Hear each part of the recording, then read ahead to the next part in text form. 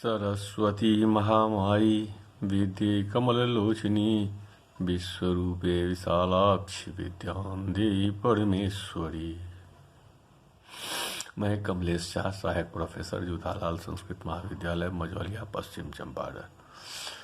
मैं आज उपशास्त्री की कक्षा के छात्रों के लिए जिनका विषय व्याकरण है, उनके लिए सिद्धांत कौमुदी पढ़ाने जा रहा हूँ।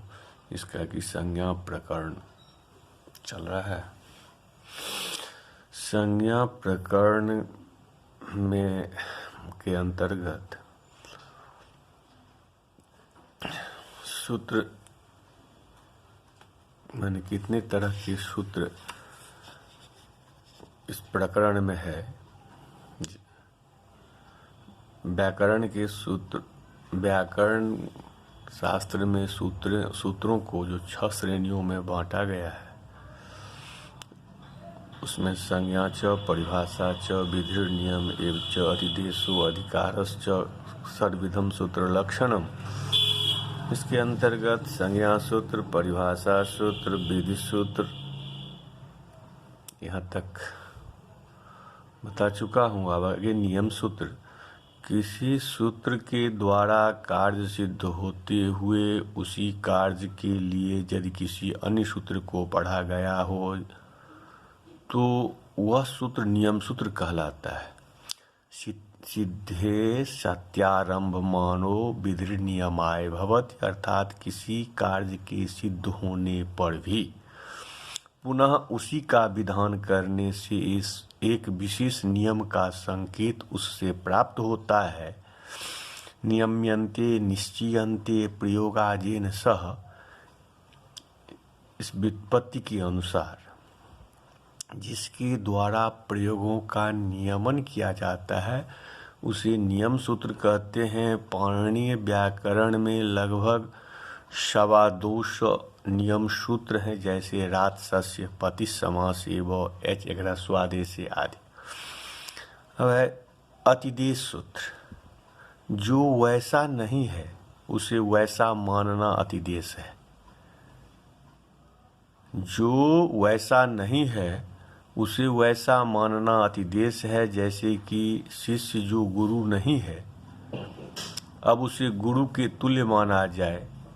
सूत्र भी बहुत स्थानों पर ऐसा कार्य करते हैं। ऐसे सूत्रों को अतिदेश सूत्र कहा जाता है। जैसे अंतादिवच्च, स्थानिविदादेशो अनलविधो, त्रिजत क्रोष्टो आदि। अतिदेश शब्द की व्युत्पत्ति है अतिदिश्यन्ते तुल्यतया विधीयन्ते कार्याणि येन सो अतिदेशः। अतिदिश्यन्ते तुल्यतया विधीयन्ते कार्याणि येन सो अतिदेशः, अर्थात जिसके द्वारा समानता प्रदान की जाए उसे अतिदेश सूत्र कहते हैं। सार यह है कि जो वैसा नहीं है तथापि उसे वैसा बताया जाए, वहाँ अतिदेश कार्य जानना चाहिए। ये अतिदेश निमित्तादिदेश, व्यपदेशादिदेश, तादात्म्यादिदेश, शास्त्रादिदेश, कार्यादिदेश, रूपादिदेश और अर्थादिदेश के रूप में व्यवहृत होते हैं। अब छठा है अधिकार सूत्र।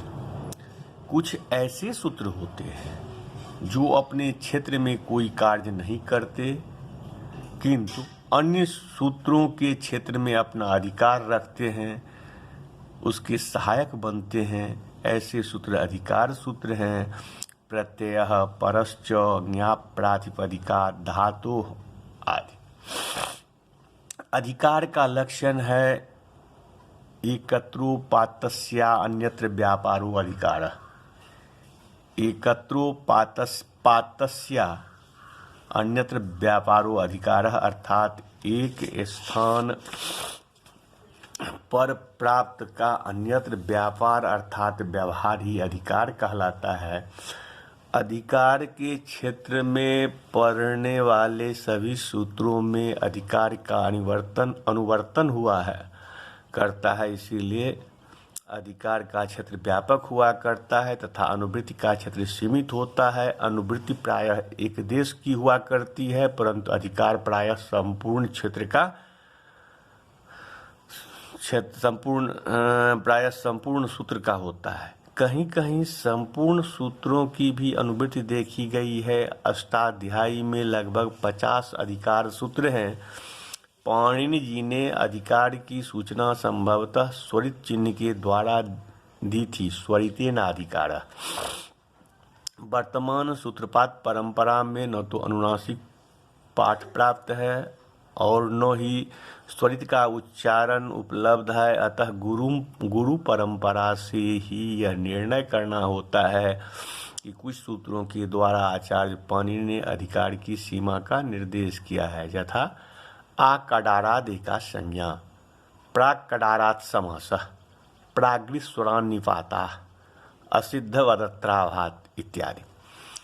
कुछ अधिकार अध्याय की समाप्ति तक अथवा पाद पर्यंत चलते हैं, जैसे कार के ज्ञाप प्रातिपदिकात, प्रत्यय, परश्च। इस तरह के षड्विध सूत्रों में अनुवृत्ति की भी प्रक्रिया है, जो हलन्त्यम सूत्र की व्याख्या में बताई जा रही है।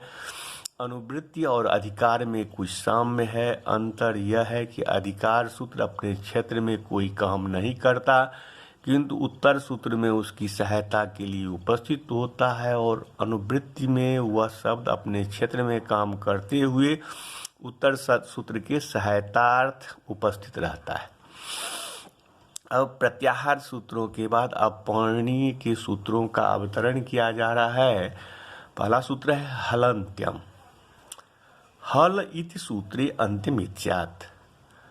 हलन्त्यम प्रथमांतम एक पदम सूत्रम, हलि अंत्यम हलन्त्यम सप्तमी सौंडेह का जोग विभाग करके सप्तमी अंश से सप्तमी तत्पुरुष अथवा सहसुपा के द्वारा समास होकर हलन्त्यम शब्द बना है।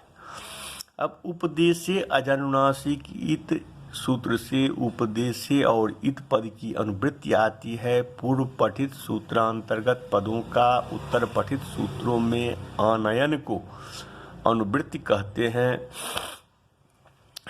पूर्व सूत्र से उत्तर सूत्र में पद अनुवृत्ति के रूप में आते हैं। अब इसका सूत्रार्थ हुआ हल अर्थात व्यंजन वर्ण समय 14 सूत्र हल अर्थात व्यंजन वर्ण में अंत्य वर्ण इत संज्ञक होता है। चतुर्दश जो माहेश्वर सूत्र है उसका अंतिम जो हल वर्ण है, चतुर्दश सूत्रों का जो अंतिम हल वर्ण है उनकी इत संज्ञा होती है। अब सूत्रोक्त हलन्त्यम पद उद्देश्य और अनुवृत्ति इत पद विधेय हैं। प्रत्येक सूत्र कुछ न कुछ विधान करता है, उसका विधान होता है और वह विधेय कहलाता है। जिसके स्थान पर या जिससे परे विधान होता है वह उद्देश्य कहलाता है। अष्टाध्यायी में हलन्त्यम सूत्र को एक बार पढ़ा है, किंतु कौमुदीकार ने इस सूत्र की आवृत्ति की है, अर्थात इस सूत्र को 2 बार पढ़कर अलग अलग अर्थ किया है। वर्ण समामनाय प्रत्याहार सूत्रों द्वारा स्वर व्यंजन वर्णों का प्रत्याहार सूत्रों द्वारा स्वर व्यंजन वर्णों का विभाजन करने के बाद प्रत्याहार सिद्धि के लिए उपक्रम किया जा रहा है। प्रत्याहार सिद्धि में हलन्त्यम और आदिरन्तेन सहेता इन 2 सूत्रों की उपस्थिति होती है। पहले हलन्त्यम सूत्र के द्वारा अंत्यम हल प्रत्याहार वाले वर्ण की संज्ञा होती है और उसके बाद आदिरन्तेन सहेता से अन अच अक हल आदि प्रत्याहार बनाए जाते हैं। अब यहाँ है जो अन्योनाश्रय दोष। अन्योनाश्रय दोष का लक्षण है परस्परापेक्षत्वम अन्योन्याश्रयत्वम, अर्थात अपने अर्थबोध आदि के लिए एक दूसरे पर आश्रित रहना अन्योनाश्रय। अपने अर्थबोध के लिए एक दूसरे पर आश्रित रहना अन्योनाश्रय है, अर्थात स्वज्ञप्त्यधीन ज्ञप्तिकत्वम अन्योन्याश्रयत्वम, अथवा अपना ज्ञान दूसरे के ज्ञान के अधीन होना, अपना ज्ञान दूसरे के ज्ञान के अधीन होना अन्योनाश्रय है।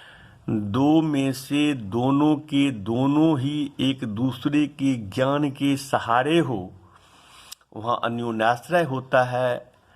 अन्योनाश्रय एक प्रकार का दोष है। इस तरह का अन्योनाश्रय हलन्त्यम और आदिरन्त्येन सहायता के बीच में बन रहा है। जैसे हलन्त्यम, सूत्रार्थ हुआ उपदेशी अंत्यम हलित्यात्, उपदेशा अवस्था में अंत्य हल की संज्ञा होती है। यह सूत्र तभी लगेगा जब इसे हल पद का अर्थ ज्ञात हो जाएगा।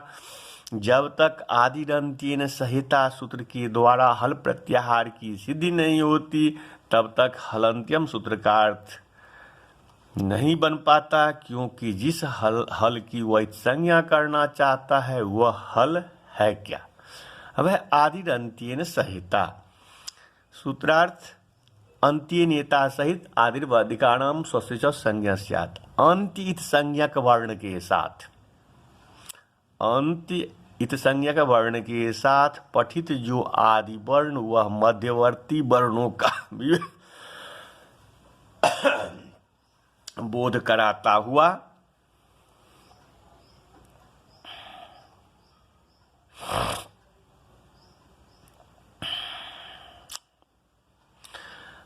अपना भी बोधक होता है। अंत्य इत संज्ञक वर्ण के साथ पठित जो आदि वर्ण वह मध्यवर्ती वर्णों का भी बोध कराता हुआ अपना भी बोधक होता है। यह सूत्र भी तभी लगेगा जब इसे इत शब्द का अर्थबोध होगा। कोई व्यक्ति तभी काम कर सकता है जब उसे वहाँ किस से किसके साथ कैसे किस पर कौन सा कार्य करना है यह बोध हो जाए। सूत्र भी तभी प्रवृत्त होता है जब उसमें विद्यमान पदों एवं अनुवृत्त पदों का अर्थबोध हो। जैसे कि हलन्त्यम सूत्र में स्वयं के पद और अनुवृत्त पद हैं। उपदेशे अन्त्यम हल इत स्यात्। इनमें से उपदेश शब्द का अर्थ उपदेशावस्था है और त्रिमुनि के प्रथम उच्चारण को उपदेश कहते हैं। अंत्यम पद का अर्थ अंत में विद्यमान है। इत एक संज्ञा है जो स्वयं करने जा रहा है। स्यात् क्रियापद है, अर्थात अर्थ भी सरल ही है, होवे स्यात् का अर्थ। अब हल पद का अर्थ हलन्त्यम को तभी लगेगा जब आदिरन्त्येन सहिता सूत्र हल प्रत्याहार संज्ञक करके हल में अमुक अमुक वर्ण है ऐसा बता दे। अतः हलन्त्यम सूत्र आदिरन्त्येन सहिता का आश्रयन कर रहा है और वह चाहता है कि आदिरन्त्येन सहिता सूत्र हल का अर्थ बता दे। दूसरी बात यह है कि आदिरन्त्येन सहिता सूत्र तभी कार्य कर सकता है जब उसे अपने वो अनुवृत्त पदों का अर्थ बोध हो जाए। आदिरन्त्येन सहिता के पद हैं आदि अन्त्येन सह इता स्वस्य। इनमें से आदि अन्त्येन सह स्वस्य पदों का अर्थ लोक प्रसिद्ध है, किंतु इता पद का अर्थ ज्ञात नहीं है। हाँ, इतना सामान्य अर्थ तो ज्ञात ही है कि इता इत के साथ। वह इत किस तरह का और किसका है यह ज्ञात आदिरन्त्येन सहिता को तभी हो सकेगा जब हलन्त्यम सूत्र इत संज्ञा करके बता दे। इस तरह प्रत्याहार निर्माण के लिए दोनों सूत्रों की एक वाक्यता का होना आवश्यक है। अब हलन्त्यम ने आदिरन्त्येन सहिता से कहा कि हे भाई मैं इत संज्ञा करूँगा, किंतु पहले तुम हल शब्द का अर्थ बता दो। इसी तरह आदिरन्त्येन सहिता ने हलन्त्यम से कहा सो तो ठीक है, किंतु मैं तभी प्रत्याहार बना सकूँगा जब तुम इत संज्ञा कर दोगे। इस तरह दो सूत्रों के बीच में अन्योन्याश्रय एक दूसरे पर आश्रित होने की स्थिति बन रही है, फिर भी कोई उपाय निकल नहीं पा रहा है। इत पदार्थ का ज्ञान हलंत्यम सूत्र के अधीन है और हल पदार्थ का ज्ञान आदिरंतेन संहिता के अधीन है। अतः अन्योन्याश्रय एक दोष बन गया है, इसी को अन्योन्याश्रय दोष कहते हैं। भाष्यकार ने भी कहा है कि अन्योन्याश्रयानि कार्याणि न प्रकल्पन्ते, अर्थात अन्योन्याश्रय कार्य नहीं हो पाते हैं। इस दोष के निवारणार्थ प्रयास आवश्यक है। अब दूसरा सूत्र है आदिरंत्येन संहिता। अंत्येनेता सहित आदिर मध्यगानाम स्वस्य च संज्ञा स्यात्। अन्ते भवः अन्त्यः। अन्ते भवः अन्त्यः आदि प्रथमान्तम अन्त्येन तृतीयान्तम सह अव्ययपदम इता तृतीयान्तम अनेक पदम इदम सूत्रम स्वंग रूपम शब्दस्या शब्द संज्ञा।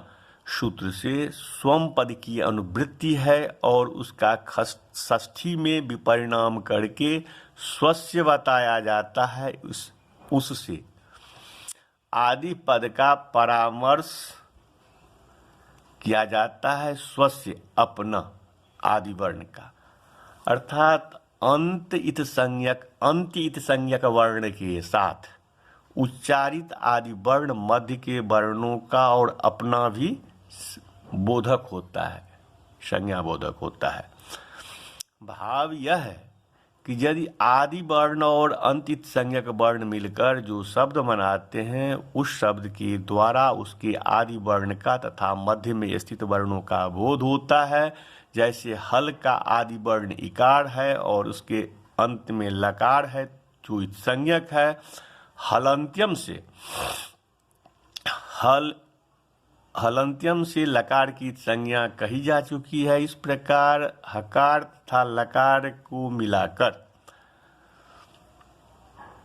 हल यह एक शब्द बन गया जिसके द्वारा प्रथम अक्षर का बोध होता है तथा मध्यस्थ यो व र ल यो म गण इन 33 वर्णों का भी बोध होता है। फलतः उक्त सभी वर्णों की संज्ञा संज्ञा का नाम संज्ञा अर्थात नाम हल हो जाती है। एवं प्रकारेण अण अक अच हल आदि रूप संज्ञा का स्वरूप है। यह संज्ञा संगी का बोध कराती है। अतः संज्ञा संगी के बोध के लिए ही होती है। इस सूत्र में वृद्धिरादेश और अदेंगुणा की तरह संज्ञा और संगी का उच्चारण नहीं किया गया है। आद्यंत घटित संज्ञा और संगी का बोध कराती है, जिससे आदि एवं अंत स्वयं छूट जाता है। किंतु आदि का ग्रहण अनुवृत्त स्व शब्द से होता है और अंत का इत संज्ञक तथा लोभ द्वारा उपहार हो जाने के कारण संगी में समावेश नहीं होता है। अब आदि और अंत शब्द अवयवार्थ में रूढ़ है। जैसे आदि का अर्थ आदिभूत अवयव और अंत का अर्थ अंत्यभूत अवयव अर्थात आद्यावयव और अंत्यावयव। अतः इन दोनों अवयवों से मध्य अर्थात अवयवी समुदाय का आक्षेप स्वतः हो जाता है। इस तरह अंत्य का अर्थ पूर्वस्मिन् सति जस्मात् परम नास्ति सो अंत्यः और आदि का अर्थ आदि परस्मिन् सति जस्मात् पूर्वम नास्ति सो आदि। ऐसा समझना चाहिए, अर्थात जिससे पूर्व कोई वर्ण नहीं है किंतु पर वर्ण है उसे आदि कहते हैं, और जिससे परे कोई वर्ण नहीं है किंतु पूर्व वर्ण विद्यमान है उसे अंत कहते हैं। इस तरह आदि और अंत दोनों शब्दों का उल्लेख होने से मध्य के वर्णों का बोध हो जाता है। अतः वृत्ति में मध्यगानम शब्द लिखा गया है। आदिरंत्येन सूत्र में आदि और अंत इन दोनों पदों में से एक एक का जो अभाव हो जाए तो मध्यगामी वर्णों का आक्षेप नहीं हो सकेगा। आदि पद के अभाव में हल प्रत्याहार में और यू इत्यादि का ग्रहण होने लगेगा, क्योंकि तब अंत इत संज्ञा के साथ उच्चार्यमान वर्ण अंत से पूर्व रहने वाले वर्णों की संज्ञा हो, ऐसा सूत्रार्थ बनेगा। इसी तरह अंत्येन पद के अभाव में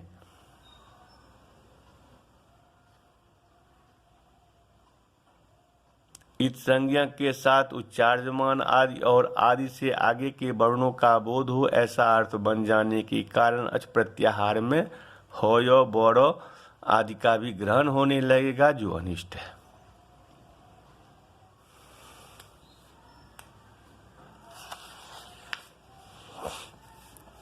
अब पुनः है जो हलंत्यम, उपदेशे अंत्यम हलित स्यात्, उपदेश आद्योच्चारणम ततो अन अच इत्यादि संज्ञा सिद्धौ।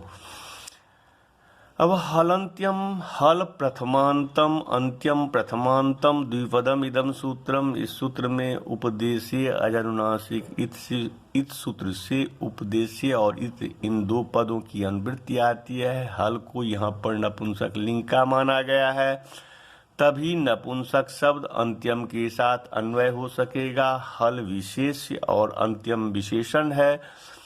पूर्व हलंत्यम की तरह इस सूत्र में समास नहीं है, अर्थात हल और अंत्यम पृथक पृथक पद है। उपदेश अवस्था में विद्यमान अंत्य हल इत्संज्ञक होता है। उपदेशे अंत्यम हलित स्यात्, उपदेश अवस्था में विद्यमान अंत्य हल इत्संज्ञक होता है। उपदेश आद्योच्चारणम, अंत्य हल उद्देश्य और इत विधेय है। इस सूत्र का कार्य है हल अक्षरों की संज्ञा करना। उपदेश अवस्था में विद्यमान हल प्रत्याहार अर्थात हल वर्णों की संज्ञा इस सूत्र के द्वारा होती है।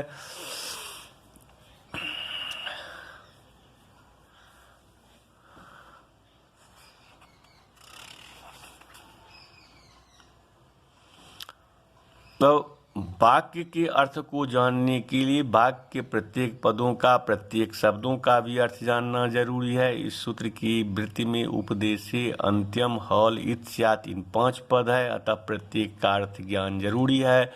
धातु प्रातिपदिक निपात प्रत्याहार सूत्र प्रत्यादेशानाम अंत्यम।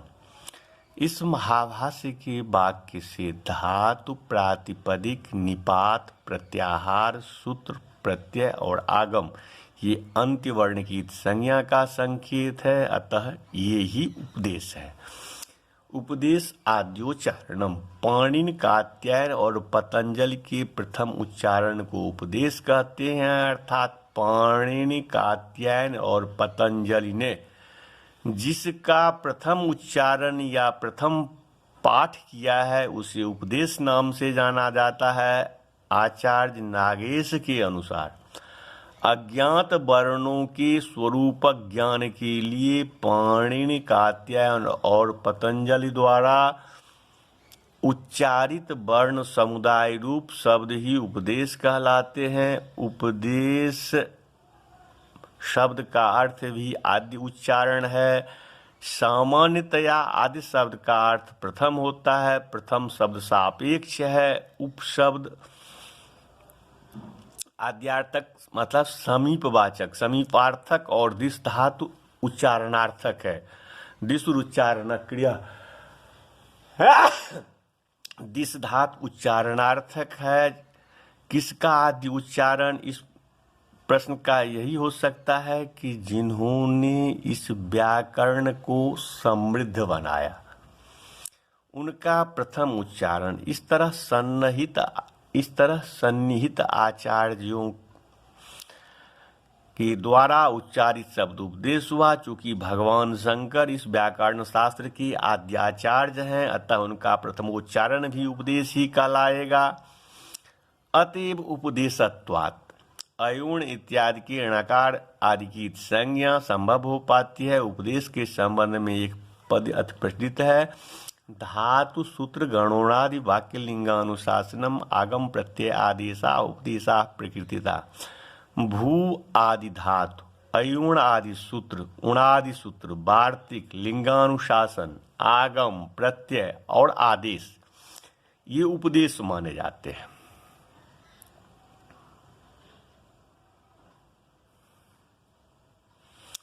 इस कारिका को प्रौढ़ मनोरमा आदि ग्रंथों में दोषयुक्त बताया गया है। उपदेश शब्द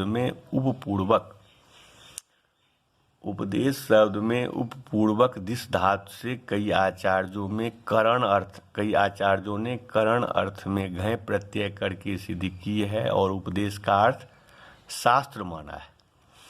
किंतु प्रौढ़ मनोरमा में दीक्षित जी ने अनेक तर्कों द्वारा खंडित करके उपदेश पद का आदि उच्चारण अर्थ मानते हुए भाव अर्थ में घय प्रत्यय किया है। अंत में उच्चारित वर्ण अंत्य कहलाते हैं, अतः अयोण में ण वर्ण अंत्य है, ऋलिक में क वर्ण अंत्य है, योंग में ङ वर्ण अंत्य है, अयोच में च वर्ण अंत्य है। ये वर्ण हल प्रत्याहार में आते हैं, इसीलिए इन्हें हल या हल वर्ण कहा जाता है। अब सूत्रों में अर्थ को पूरा करने के लिए जो पद कम हो उसे आवश्यकता अनुसार अन्य सूत्रों से ले लेना चाहिए। जैसे हलंत्यम इस सूत्र में उपदेशे और इत ये दो पद पाणिनीय अष्टाध्यायी के क्रमानुसार इससे पहले के सूत्र उपदेशे यानी इत से लिए गए हैं। इसी तरह सभी अन्य सूत्रों को भी समझना चाहिए। अब अगला सूत्र है उपदेशे अजनुनासिक इत। उपदेशे अनुनासिको अजित संज्ञा स्यात् प्रतिज्ञा अनुनासिक्या वर्णीया लन सूत्रस्था वर्णेन सहोच्चार्य मानो रेफोरलयो संज्ञा प्रत्याहारे स्वीताम न ग्रहणम अनुनासिकः इत्यादि निर्देशात् नस जत्र ककारे परे अचकारजं दृश्यते आदिरन्त्येन इति तत्सूत्रेण कृता संज्ञा प्रत्याहार शब्देन व्यवह्रियन्ते। अब उपदेशे अजनुनासिकित उपदेशे अनुनासिको अजित संज्ञा स्यात् उपदेशे अजनुनासिक उपदेशे सप्तम्यंतम अच प्रथमांतम अनुनासिका प्रथमांतम इत प्रथमांतम अनेक पदम इदम सूत्रम। इस सूत्र में किसी पद की अनुवृत्ति नहीं आती है, अर्थात उपदेशावस्था में विद्यमान अनुनासिक अच इत संज्ञक होता है। उपदेशावस्था में विद्यमान अनुनासिक अच इत संज्ञक होता है। उपदेशे अनुनासिक अच उद्देश्य इत विधेय है। हलंत्यम यह सूत्र अंत्य में स्थित हल की संज्ञा करता है, जबकि यह सूत्र अच की संज्ञा करता है। वह अच चाहे किसी में हो या अंत में हो, वह अच चाहे आदि में हो या अंत में हो। इस तरह हलंत्यम और उपदेशे अनुनासिक इस सूत्रों की तुलना की जाती है। अब प्रश्न यह उठता है कि अच स्वरों का उच्चारण प्रायः निरनुनासिक ही किया जाता है। अब अध्येता कैसे जाने कि यह स्वर अनुनासिक है या नहीं? जब प्रकृति सूत्र में लन सूत्र के लकारोत्तरवर्ती आकार की संज्ञा की जाती है तो उसमें अनुनासिक आकार दिखता नहीं है। ऐसे वर्णों में उनकी संज्ञा कैसे की जाए? इस जिज्ञासा का समाधान दीक्षित जी ने इस प्रकार किया है कि प्रतिज्ञानुनासिक्या पाणिनीया यह कौमुदीकार का वाक्य है कि अर्थात सूत्र या वार्तिक नहीं है। वे कहते हैं कि अनुनासिक वर्ण पाणिनियों के व्यवहार से पहचाने जाते हैं। प्रतिज्ञानुनासिक्या में प्रतिज्ञा शब्द की व्युत्पत्ति है कि प्रतिज्ञायते स्वीक्रियते ज्ञायते प्रतिज्ञायते स्वीक्रियते ज्ञायते इति प्रतिज्ञा। यहाँ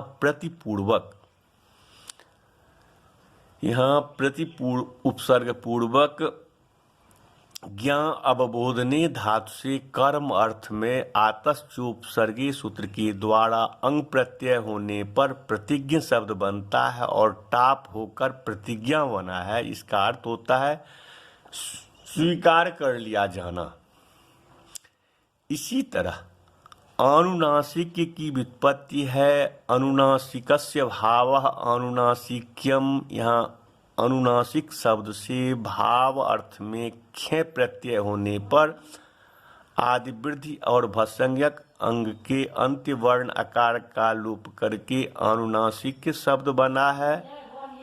इसका अर्थ है अनुनासिक का भाव या व्यवहार।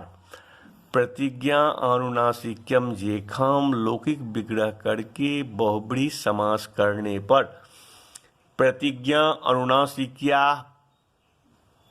पद की सिद्धि होती है और इसका अर्थ होता है अनुनासिकता को ज्ञान का विषय बनाने वाले।